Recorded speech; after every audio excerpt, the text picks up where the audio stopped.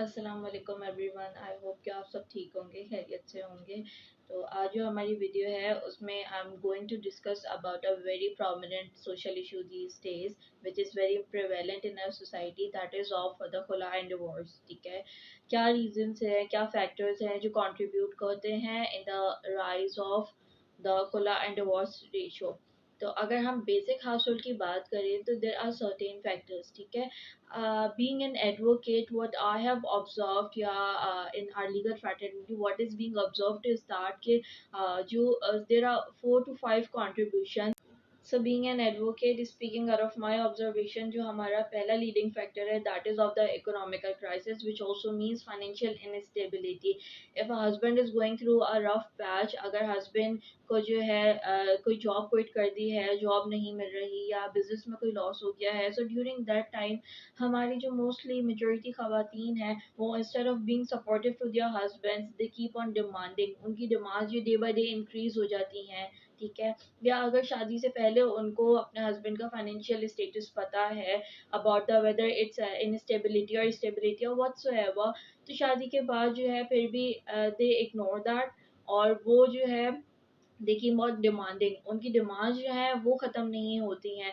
और keeping in view the inflation, फिर देर are certain things, घर को चलाना या अपनी फैमिली को, अगर आप जॉइंट फैमिली में रह रहे हैं and you are the only sole breadwinner of your family, तो फिर फैमिली के एक्सपेंसेस होते हैं। ठीक है, तो during that time my advice is that कि खवातीन को ये चाहिए कि वो अपने हस्बैंड को थोड़ा सपोर्ट दें। If we talk about the second leading factor which contributes in the ratio of खुला is that of domestic violence.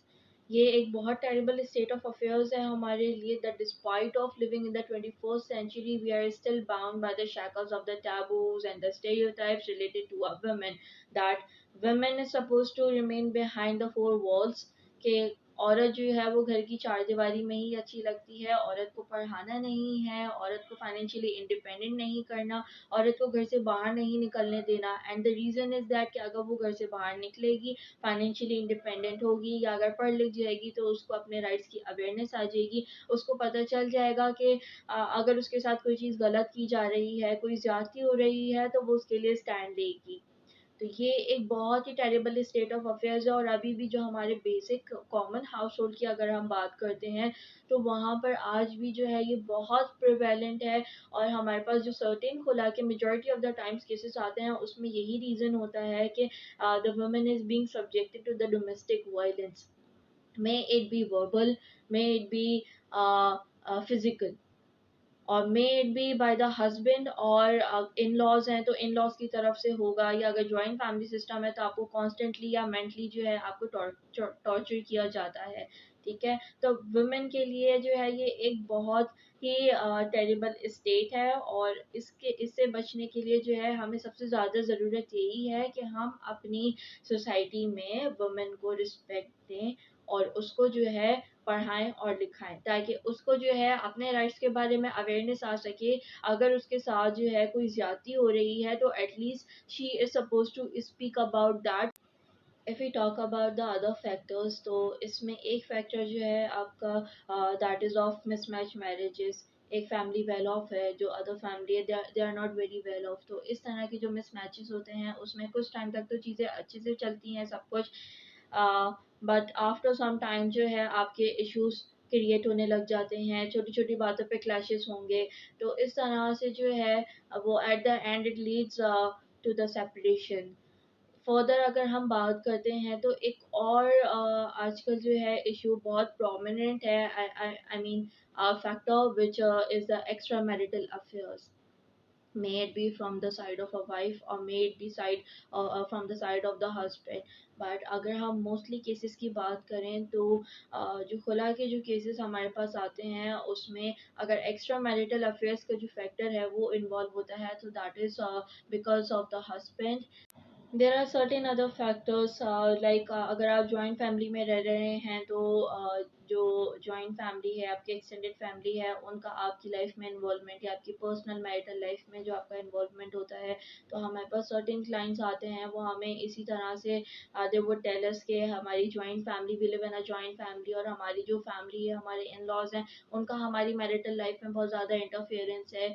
सो ये भी जो है कंट्रीब्यूट करता है in the cases of divorce and खुला, क्योंकि क्लैशेस इतने हो जाते हैं बाय द टाइम इवन आपके चिल्ड्रन होते हैं, they suffer the most during all this.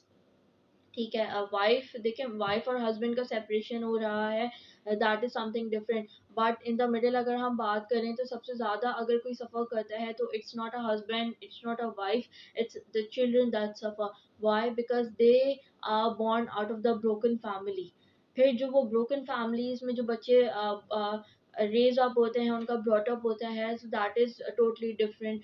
Mostly जो इस तरह के चिल्ड्रन होते हैं from the broken family, they suffer from the depression, या उनके मेंटल इश्यूज हो जाते हैं बहुत सारे, ओसीडी, एडीएचडी, पीटीएसडी।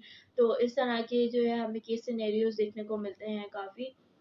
हमारी कोशिश यही होती है कि अगर हमारे पास कोई क्लाइंट आता है, तो अगर उनका रिकन्सिलिएशन हो सकता है या कॉम्प्रोमाइज़ हो सकता है, तो हमारी फर्स्ट प्रायोरिटी यही होती है कि हम उन दोनों पार्टीज़ को काउंसिल करके उनको समझाएं, ताकि वो अपने for the sake of the children अपनी मैरिटल लाइफ को कंटिन्यू करें। और अगर उनको समझ आ जाती है तो वेल एंड गुड।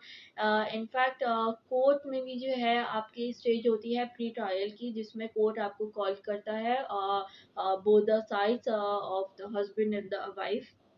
उसमें जो है आपको कॉम्प्रोमाइज़ करवाने के लिए मीटिंग आपकी अरेंज की जाती है, कि अगर आपका किसी भी तरह से जो है मैरिटल टाई को सेव करने के लिए कॉम्प्रोमाइज़ हो सकता है, तो well and good. But eventually अगर if the things are not in your favor and you are not willing to proceed further with your marital life, तो that is up to you, but we try our best। तो ये चीज़ें जो हैं, these were the few of the factors which I discussed with you all।